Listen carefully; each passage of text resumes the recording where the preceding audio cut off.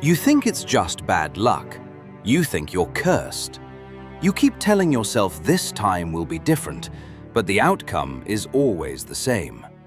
The same disrespect, the same ache, the same feeling of being invisible, just with a new face. You believe it's a coincidence that you fall for the charming narcissist, the unavailable artist, or the partner who always needs saving. But what if I told you it's not luck? It's not a curse. It's a pattern. And that pattern is run by a program in your mind that is choosing these people on purpose. You aren't unlucky. You are conditioned for this. Your mind has been trained to see dysfunction as a destination because, on a deep level, you've learned to associate struggle with love. This is not a flaw in your character. It is a corrupted script running in your operating system. Today, I'm going to expose the hidden psychological forces driving your romantic choices, from Freudian compulsions to your own inner shadow. And I will give you the tools to finally take back control. Most people play checkers with their hearts. You're about to learn how to play chess. But before we dive deep, let me be crystal clear. This knowledge is for protection, not manipulation. Use it to defend your future, not to resent your past. The goal is to understand the game, not to become a victim of it forever. Now, let's unlock the secrets that are keeping you stuck.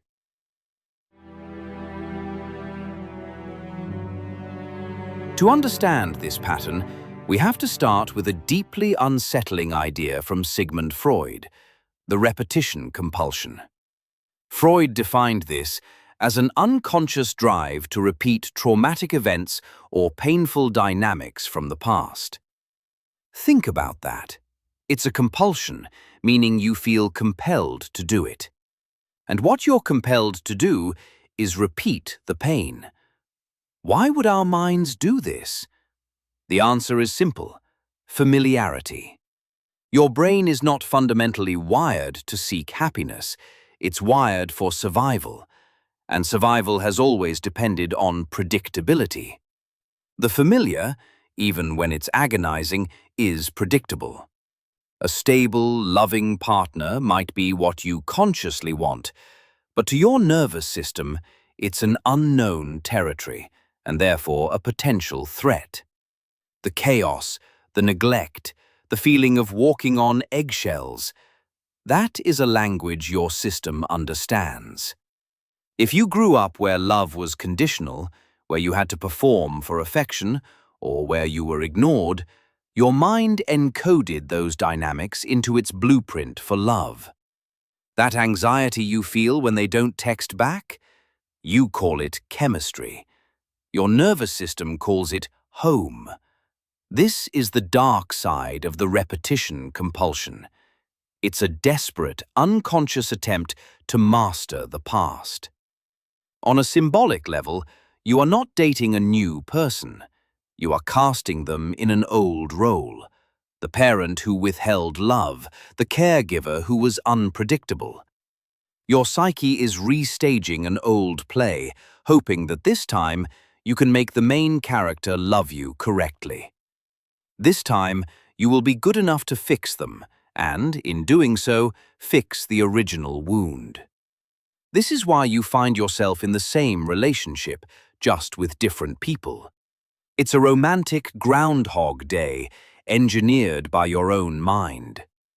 You keep trying to win a game that was rigged from the start. You are not consciously choosing this. This is a program running in the background. But any program can be debugged.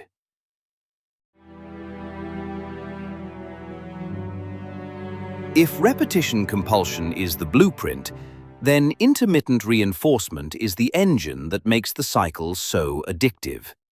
This is a concept from behavioral psychology, and it's the same mechanism that makes slot machines in a casino so irresistible. Think about it. If a slot machine paid out every time, you'd get bored. If it never paid out, you'd walk away. But because it pays out unpredictably, you stay, pulling the lever again and again, driven by the hope that the next pull will be the big one.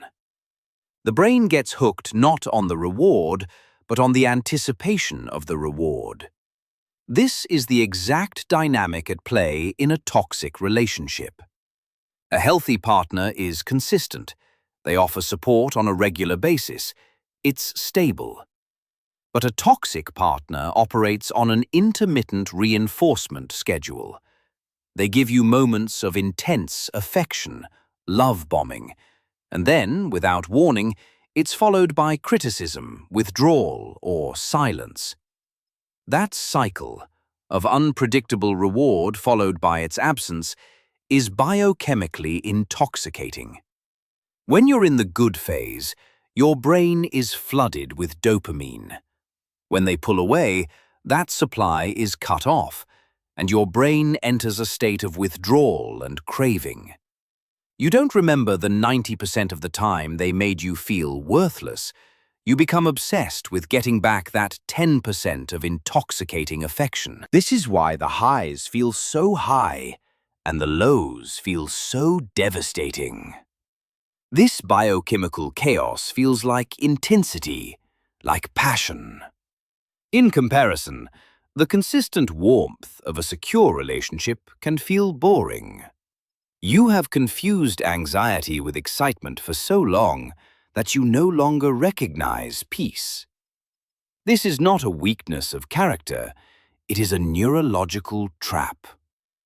When you find yourself missing an ex you know was bad for you, you're often not missing the person, you're missing the gambler's high of waiting for the next payout. You are addicted to the possibility of love, not the reality of it. Now we move from Freud to his most famous student, Carl Jung, and into one of the most uncomfortable truths about attraction: the shadow. In Jungian psychology, the shadow is everything you have repressed about yourself. It's every part of your personality you pushed away because you deemed it unacceptable. Your anger, your vulnerability, your assertiveness. These aren't bad things, they are simply the parts of you that you learned to hide to be accepted. Because you don't get rid of these repressed parts, you project them onto other people. And here is the critical point.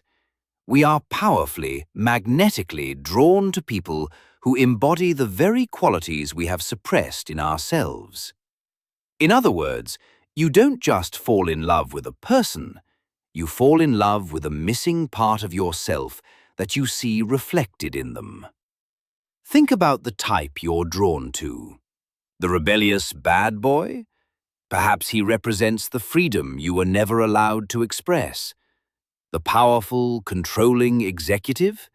Perhaps they carry the authority you were afraid to claim for yourself. But this has a dark side. As the relationship progresses, the very traits that fascinated you become the source of intense conflict. The intense emotional reaction you have to their flaws is often a reflection of how intensely you reject those same flaws within yourself. You are essentially fighting with a mirror. You are trying to control or fix in them what you cannot face in yourself. The solution: breaking the cycle. Knowledge without application is worthless. The solution is not to find a better person. The solution is to become a different person yourself. This requires two courageous acts: confronting your shadow and practicing radical self-awareness.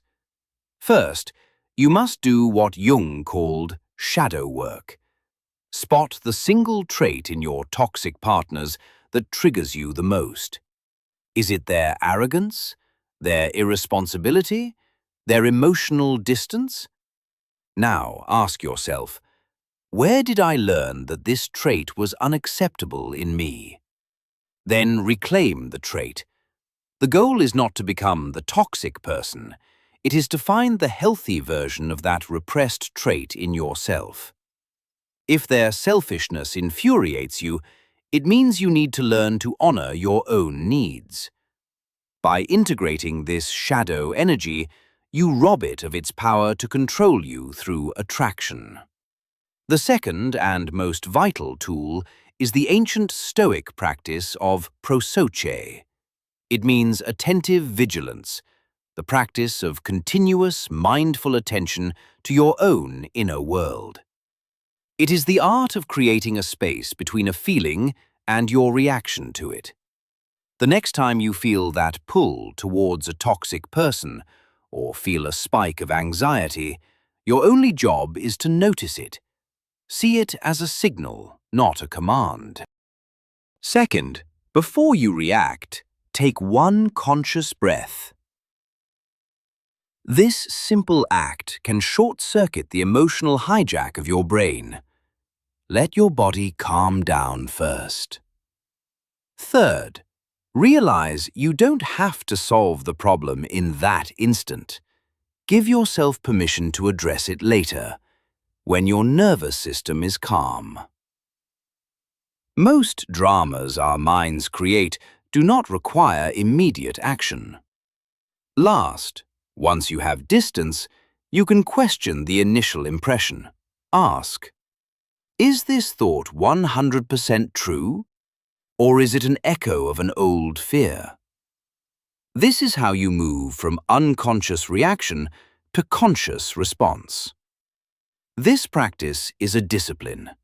It is the work of establishing sovereignty over your own mind.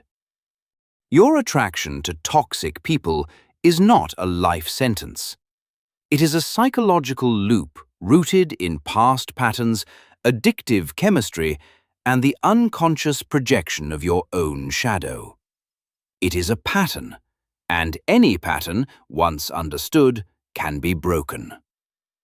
The path forward is not about blaming yourself. It is about taking radical responsibility. It's about doing the hard work of confronting your own darkness and cultivating disciplined self-awareness. You must learn to stop seeking chemistry, which your body has learned is just anxiety, and start seeking safety, respect, and a familiarity that is calm, not chaotic. This is how you reclaim your power, not by changing them, but by healing you. If this resonated with you, and you've seen these patterns in your own life, share which part was most revealing in the comments below. Reading each other's experiences helps us realize we are not alone.